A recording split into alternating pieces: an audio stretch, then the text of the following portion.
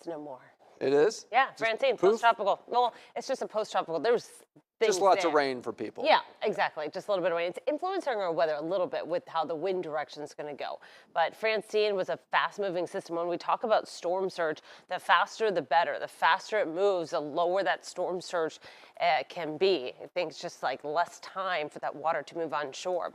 So we'll talk about Francine in a moment, but we also have Tropical Depression 7. This is out into the Atlantic, way out into the Atlantic. This is far, far, far away. It will become tropical depression or tropical storm Gordon. It's just going to take a long time to. It's going to happen later on tonight into tomorrow morning. What's going to take a long time is for this to move across the Atlantic. So by the time we get into early next week, Monday into Tuesday, it's starting to curve off to the north. Will it definitely take that curve? Honestly, it's too early to tell. Trends are pointing it that way. We'll hope that it keeps with that trend, but it could very well, things could change between now and then, carry on a little bit farther to the west. For now, I'm not concerned about Tropical Depression 7 or Tropical Storm Gordon. Once we get later in the week, we'll have a better idea of how this is going to interact with the other side of the ocean. Right now, it's dealing with a lot of shear. So we're just kind of keeping our eye on it, watching it from above and see how it deals with the conditions over the coming days. Until we get into next week, just kind of keep your eye on it and don't get too worried about anything. Nothing's headed our way anytime soon. We do have two other areas of interest, one coming off the east coast of the United States. That would obviously move away from the United States. We're not going to be worried about that.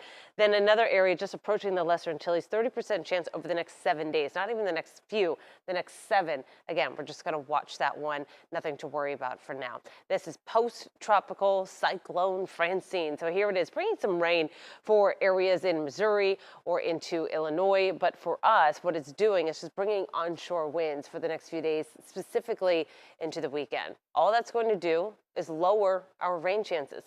We don't need any more rain. It's been raining for weeks. We've had a pretty wet summer for sure, especially compared to last summer that was very dry. Still have some lingering showers right now, right along areas in LaBelle, right along 29, stretching between LaBelle and Palmdale. These showers are stationary. They're going to rain themselves out. They're not really moving. So if you're under one of those rain showers and you're trying to wait to let the dog out before you head to bed, you're just going to have to wait to rain itself out. It's not going to be moving in any one direction in a hurry. What we can expect for tomorrow? More showers, mainly inland. Not going to rule it out along the coastal spots briefly during the middle of the day. This is 12 o'clock, isolated showers beginning to develop. Once we head into 1:30, it's pretty east of 75. Now, areas like Lehigh, also into Buckingham. This would include areas in downtown Fort Myers, North Fort Myers Shores, even eastern Cape Coral. We can see some showers too. When I say east of 75, that's generally speaking where the bulk of the scattered showers will be. It's not limiting anything. It's not limiting completely along the coastlines. This is 3 o'clock tomorrow. Still some downpours for areas inland. That's where the heaviest storms will be, right around Lake Okeechobee and on the other side of the state. Look, let me get out of the way here. Other side of the state with an onshore wind pattern. The other side of the state gets a lot of the stronger downpours and stronger storms. Once we head into tomorrow, 8 o'clock at night, we're Friday night football time. We do have some storms around Clewiston or LaBelle, but areas closer to the coastline, Cape Coral, down through Estero, Bonita, Naples, going to be noticeably drier. There could be some late evening isolated showers kind of hang around, but for most regions closer to the coastlines will be drier. On Saturday, one trend holds that it will be mainly inland. The second trend is not as many showers again. We're seeing lower coverage as we head into the weekend as that onshore wind kind of pushes the sea breeze inland.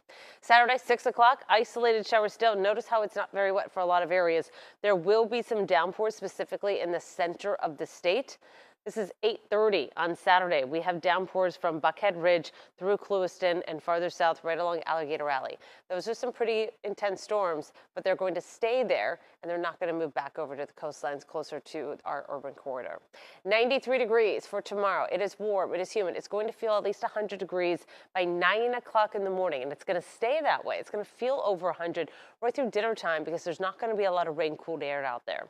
Saturday and Sunday, our rain chances stay at 30%, which for summertime is pretty low, or at the summer pattern, I should say. Once we head into next week, we'll stay at 30%. So rain chances, not very great.